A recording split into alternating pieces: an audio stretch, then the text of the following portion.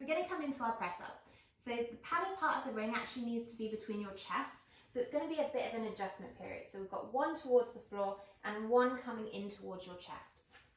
So just go onto all fours to sort of find that place. And yes, it might be a bit tipped, that's really okay.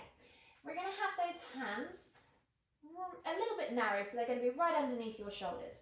Now we're going to step back into our plank. So you're going to really stand into your shoulders. It should almost feel like you're levitating off the circle a little bit. And you're going to step one leg backwards so that you're onto your toes, and as you sigh out, you're going to step the other. And then all we're going to do is go elbows towards your knees and press back up again. So we're going to try and do 8 to 12 of these. Really try and push up and away from that circle.